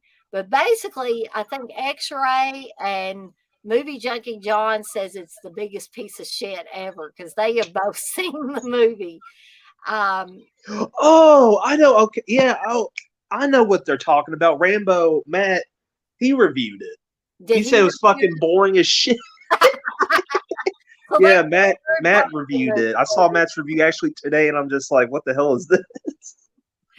And Steve actually told me that he downloaded what he thought was a copy of it not very long ago, but he said he kind of like fast forwarded through it and he said it didn't really seem like there was anything on it. So he just deleted the download that and I was like, oh, why'd you do that? I want, even though a lot of people are saying it's a piece of shit, I still, I thought the trailer was creepy. Hmm. Um, it seemed very eerie and very creepy, but that doesn't mean that the movie itself might not be a piece of Yeah, shit. I'm curious to check it out. Like, I mean, if is it on Tubi or is it like? I could not find it anywhere, but I've heard that it's coming to Shutter at some point. I want to. I want to. So, is there a DVD of it out? I think it was still playing in the movie theaters. It's in the movie theater. Yeah, it was actually in the movie theater, but I knew I wouldn't be able to get Steve to go with us. Is it still in the? I want. I wonder if it's still in the theater. I mean, I'll check it out if it's still in the theater, just to. Let's see. Let me see if there's still any show times that John, did John it's say so it's a piece bad. of shit. You said it's so bad. Let me see if I can find some show times. Like it looks like um it may still be playing at the Regal in New Albany, old Curly Hmm. Dolls. I might have to check that out. And it's still playing in certain places that I, uh I might do it on the road for Shikamariki. oh yes. And I may not even be hell, I may not even be pronouncing it correctly. It looks like Skinamarink. That's Skinamarink. yeah. What an odd fucking name for a. Yeah, it is. It definitely is. TJ says hard to get cinema snob Brad's wife in a vid. She doesn't show up on his vids anymore. I don't even know if I've watched any of I've heard of Cinema Snob, but I don't. Oh, Cinema Snob's great. I watch him all the time. Every time I eat food, I always, I watch him mostly. Just he's really entertaining. Like if you like, just I think you would like him. I definitely recommend. He also makes movies too. Gotcha. So, what do you know about his wife? Do you know anything about his wife? So, TJ's saying she doesn't show up on his vids anymore. I think I don't know why she doesn't. But I mean, I thought she was funny, or I thought she was cool in the video she was in. So I was like, I want her in the movie. So I was like, I did cameo, which he has a cameo, and I'm like, I wanted to say this, that, and her, and they did it. So I'm like, cool. So Blissful says, I know what you mean. When Anne Rice passed away, I was devastated. We need King around for a long time. Yeah, but unfortunately, if I could keep all these people around forever and ever, uh, it's just like Mm. I was just flashing back to the scene in The Shining where the twins are telling Danny, "Come play with us, Danny, forever." and it flashes and shows their dead bodies when they were killed. That's just such a really creepy scene. Let's see. X-Ray says Skinamarink is pure garbage for real. TJ says some people didn't like them recreating the Kubrick stuff from The Shining, dissing the woman playing Wendy, and mad that they had the guy from E.T. playing Jack. But in general, people like Doctor Sleep. Yeah, I heard a few grumblings, TJ. Yeah. That up. Um. But I really wasn't that upset that they recreated the Kubrick stuff. And evidently, as much as King didn't like Kubrick's version of The Shining, he's always been, I hate it, but he loved Doctor Sleep, the adaptation of Doctor Sleep. So it was a little odd, but, I was glad that he was on board with it. Yeah, when I was in the theater, I'm like, why didn't they just get Jack Nicholson back? And I'm just like, well, he's old, really old, and he probably would want a shit ton of money. Probably would. He'd probably be like, you got to pay me like $1 million, or like, you got to be paying me a big fucking check for that. So John does say Skinamarink or Stinkamarink, rather. He says so bad. Oh. Really, John? You say it's worse than Manos Hands of Fate? Oh, wow. I've never seen Manos Hands of Fate. Maybe I need to check that out too. I have one time, but I can't remember if Steve and I watched it like the Mystery Science Theater 3000 version, or we just watched the movie just straight out. So, John, let me ask you this, is it worse than Plan 9 from Outer Space, the Ed Wood movie? Is it worse than that? It can't be worse. It can't be worse than fucking Amityville Karen. There's no fucking way. It's impossible. I think nothing will be worse than that movie. TJ says, so bad it's fun or just bad, John? I got a funny feeling John's going to say it's just bad. Yeah, he says, bad, TJ, LOL. TJ says, okay, John, LOL. I mean, maybe Riff Tracks will do an audio track for it, LOL. They might. You never know. John, you say, yeah, these horror hipsters on Facebook say it's good. They're lying out of their arse. Their arse. John says, yes, that was at least a movie. Okay, so it's worse than Plan 9. And John's bringing up Rambo. He says he summed it up so well. I'm going to have to check out Rambo's review. I'm going to step away for just 1 second because speaking of low blood sugar, I'm feeling a little low right now. So I'm going to go grab something. And no Curly Jaws can entertain y'all for a little bit. Yeah, I watched Rainbow's review probably. Yeah, it was yesterday. I watched it, or maybe it was today. Fuck, I don't remember. I was high. But the review was fucking great. It was a great fucking review. It was fucking hilarious because he was so fucking. This movie fucking sucks. It's I know he said it was really fucking boring. So I'm curious to check it out because like you guys and then Rambo saying it's really fucking bad. I'm like, I gotta see this for myself. So I might go to the Regal tomorrow since I'm off tomorrow. I might check it out because I got some errands to run. So is it a long movie? Is it short? Like how long is it? That's what I'm more curious about. And I want movie junkie John and I want fucking X-Ray to fucking watch Amityville Karen. Tell me which is fucking worse. I don't know, but I got a funny feeling that Amityville Karen would be worse. But it has to be fucking worse. There's no fucking way.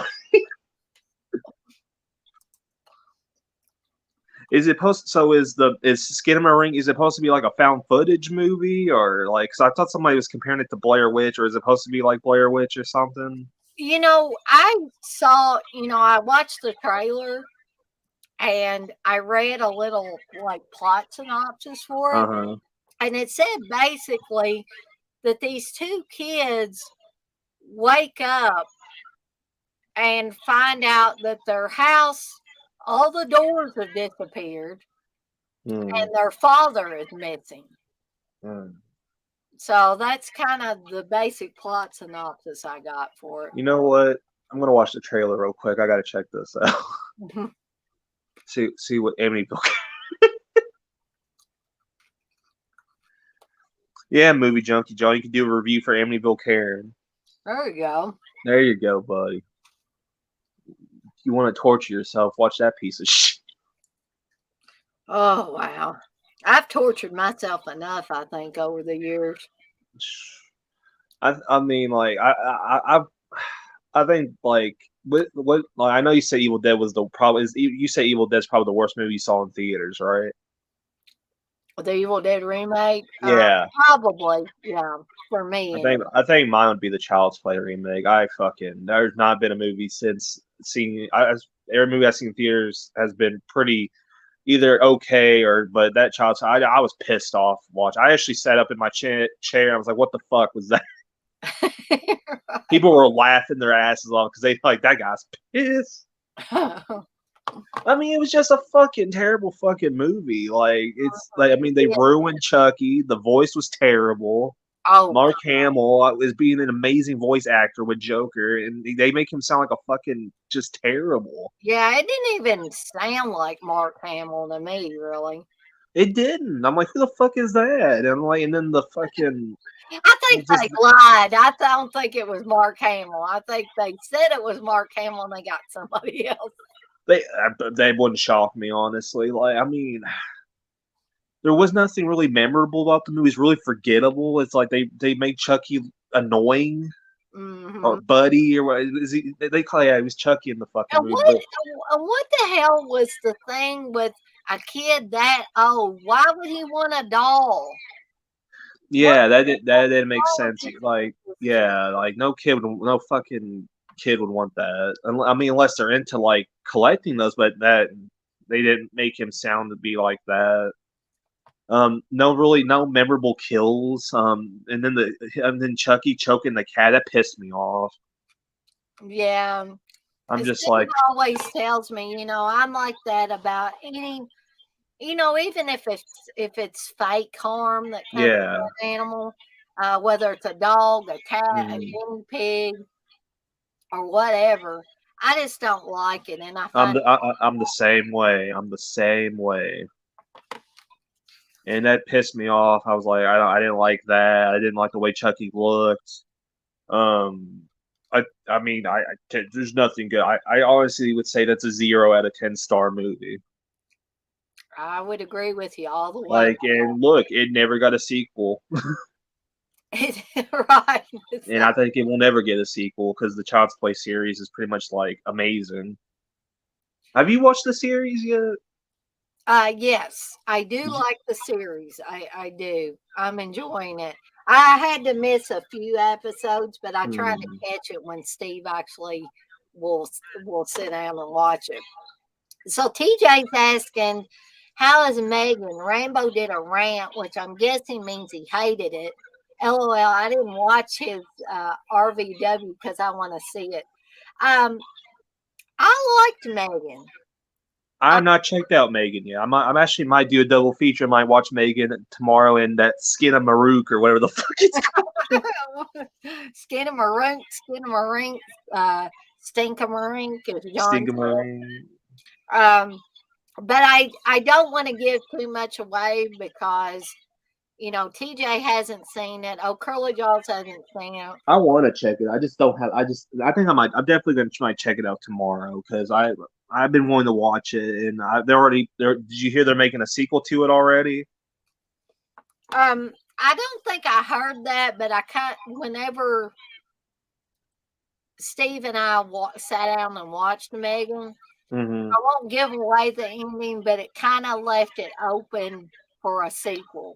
There was Hmm. no doubt about that.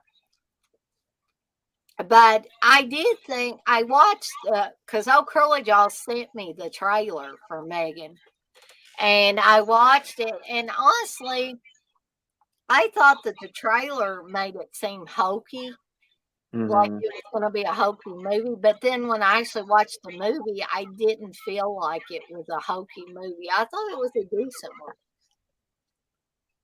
And it was only PG-13, I think. Yeah, and some people had a problem with that.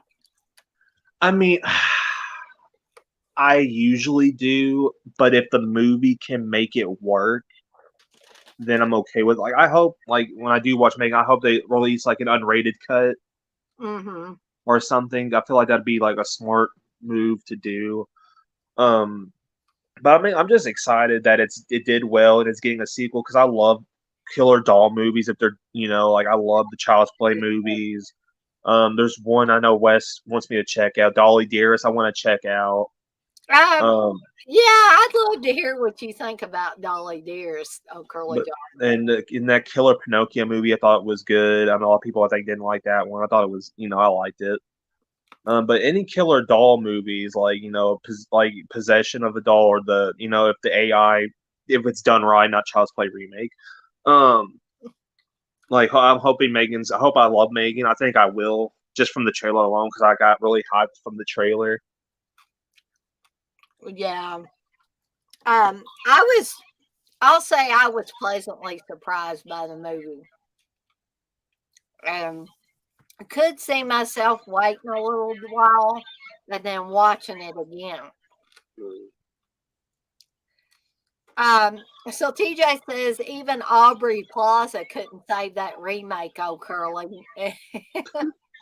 Emma or Aubrey Plaza. I mean, I like her in the show. What she's in a show I like. I can't remember what the fuck the show is called, but I think I mean I thought she was okay. If I could say anything good about the movie, I liked her. But other than that, but I like her in pretty much everything she's in. But except for the Child's Play remake. But her parts in the Child's Play remake, I say, were the only decent parts. But other than that, it's still a piece of fucking garbage.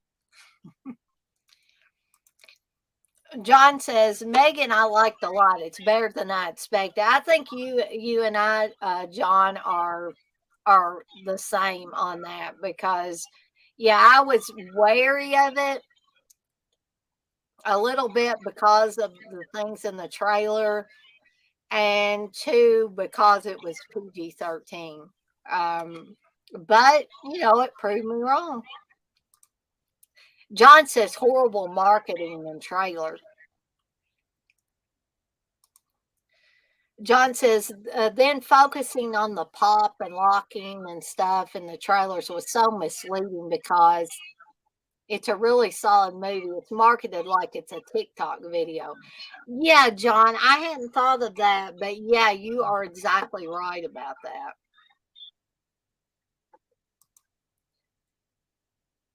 John says, whoever makes the trailers now is smoking crack.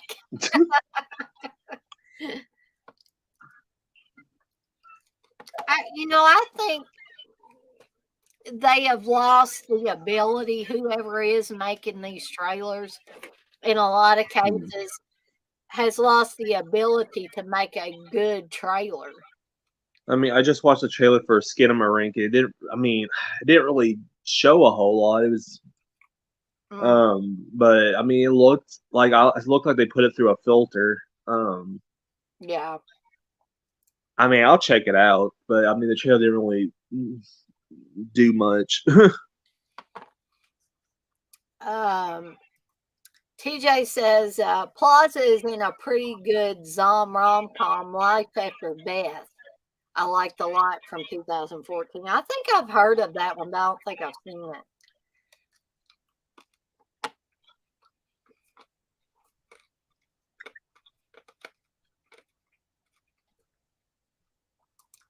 Oh, yes, TJ. I bet it's coming. TJ says TikTok will be making movies next. I'm going to bet. Sad. LOL. Surprised they haven't done that already. Yeah, me too. John says, I remember seeing the trailer for the Clash of the Titans remake and thinking it'd be so badass. It was just meh. Good trailers often bad movies in reverse. Yeah, yeah. I've seen it go both ways, John. Mm. So we still got 8 people in here. So, and I've been going on for over 2 hours. So I think I'll share a little bit of a good news I got concerning my job. Because I'm always, especially after I start a new job, I have doubts about, and I don't know, there are probably other people that do this. In fact, a lot of people that probably go through this. Anytime you start a new job, you have doubts about whether or not you can pull this job off, or are they going to drop you like a hot potato because you can't cut the mustard, you can't, Mm. um, and I always have doubts, especially on IT jobs. Um, Not so much library jobs because I just feel comfortable in library jobs because that was what I started out doing. But IT is still kind of new to me. But one of the other guys on the help desk told me to call my supervisor today. And I was like, oh shit. My first thought was, I'm in trouble. I've done something wrong. Um, because I couldn't figure out why he didn't just ask me to call him. He had somebody else on the help desk tell me to call him. So anyway, I bit the bullet and I called him. And it was a very good conversation. He was actually driving, but he asked if everything was going okay. Did I have any questions? I said, well, no, I don't have any questions at the moment. Things are going well. And he said, you're staying busy, aren't you? And he kind of laughed. And I said, yeah, it's been busy. I said, about the only quiet time I have is during my lunch break. And he said, well, we're going to try to carve out some time where you can have a little more quiet time. He's talked about putting me on some projects, Mm-hmm. and getting me out of the talk desk queue a little more, and allowing me to take some classes and all that. So I was very happy about that. And then to top it off, he said you're doing a really good job, Dana, and we appreciate it. And I said, well, thank you. And he said, hey, listen, he said, you're doing a good job. So that really, made me feel good, made me That's feel good. more comfortable. And I don't need somebody like kissing my ass all the time or anything, but when somebody reinforces in you that, hey, you're going to make it in this job because you're doing what you need to be doing. And that's all I need is a simple, hey, good job, pat on the back, and then I'm good to go. So just wanted to share that. Um, oh wow, I did not know that, TJ. You said Lance Kerwin, who played Mark in Salem's Lot, died. Oh, Wow. And Salem's Lot, I love. I love that movie. I think they're remaking it. I hope they're careful with that because that's one of my favorites. Yeah, Blissful, it is pretty wonderful. Um, Sometimes, like I said, that's all people need. They don't need you getting down and somebody getting down and kissing their feet, kissing their ass. Um, but a simple thank you or a pat on the back, that's all you need. I've been at jobs where you never got a thank you.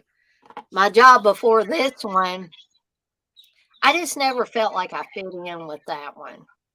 that job. That job just felt wrong from day one.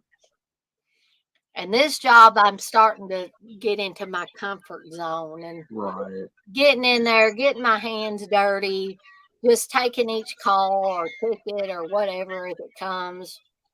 And I never felt like that with the job at Stockyards ever.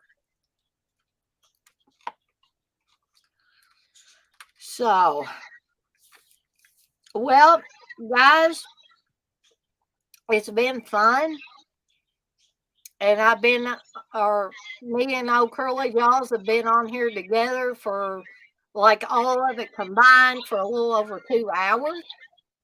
And I'd love to do this all night long, but I think if I did that, I'd be suffering at work tomorrow.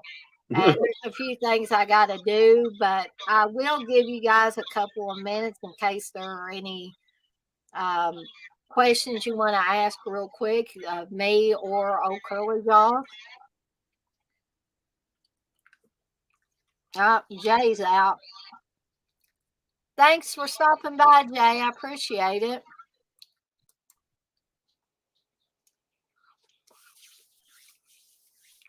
And if people know we're going to leave soon, they may start dropping off too. It's like, I don't want to say they're dropping out like flies or anything.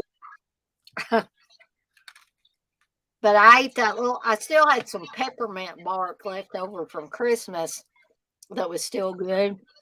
And so that got the sugar in me and made me feel better. So, oh, well, thanks, Jay. You said glad to hear you got a new gig. Yeah, I needed a new gig. Yeah. I remember when my company, when my store closed down, and I Mhm. went to another store, same company. I hated it. It was like a totally different vibe. 4 days I worked there and I quit after working for that company for almost 10 years. Mhm.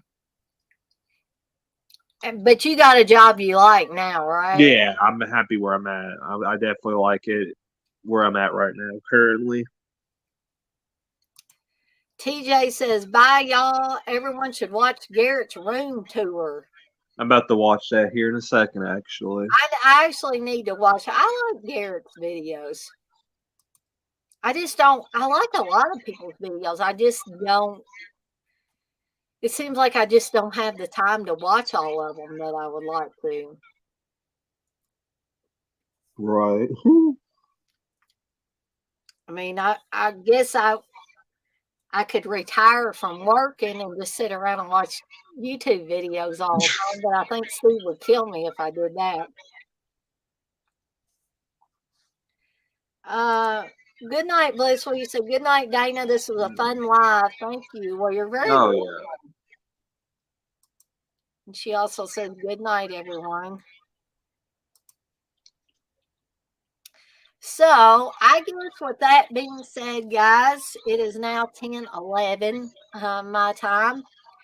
And so, oh, Curly Jaws, you got anything you want to add or promote or anything before we get out of here? Um, Not much. I might have an on a review for Skit to recommend or whatever the hell it's called. Yeah, Um, whatever we want. Tomorrow I might be seeing Megan tomorrow. We'll see. I'll see what I can squeeze in, but check out for those reviews. Might be happening tomorrow and other videos and all that good shit.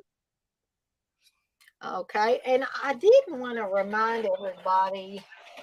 We'll have to pull out my cheat sheet here again. I just want to remind everybody that, well, tomorrow I will be doing another My Dinner with the Palma for Passion and Domino.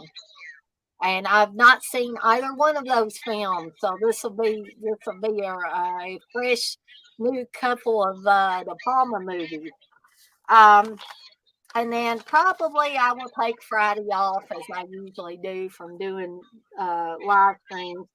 But I did want to remind everybody that Saturday at 7 p.m. Eastern time, unless Steve does a watch along, I will be doing a watch along for the Final Terror. So if anybody is interested, and hopping on the stream live with me, I will have the link to do that. I've also got to find a link to the movie. Hopefully, I can find one. So, Curly Dolls, if you'd be interested and can, jump on, I don't know if you're working that evening or not, but if not, you're welcome to come on live, or you can stop by the chat if you don't want to come on live. And I'm hoping to get more and more people into these watch alongs, because it gets super boring when it's just me yakking for an hour and a half or Right. hour and 20 minutes. I feel like I put people to sleep when I do it. And so I want to read off the remaining movies that I've got lined up for watch alongs real quick. So Final Terror will be this Saturday. February 4th is X-Ray. February 5th is Schizoid. February 11th, which is just before Valentine's Day, will be My Bloody Valentine, of course, the original. February 18th will be Sorority House Massacre. And February 25th will be Night School. So we got all those lined up, barring anything happening to me. I will be doing all those watch alongs in the coming weeks. See you, John. Thanks for stopping by. And with that being said, I am going to skedaddle on out of here for the night. And I want to thank Curly Jaws for joining me for the last half of this again. Always fun. Well, I had a great time. It's always fun to have somebody to bounce a few things off of. So, and I will see everyone on the flip side. Y'all have a good night now. Bye. Bye.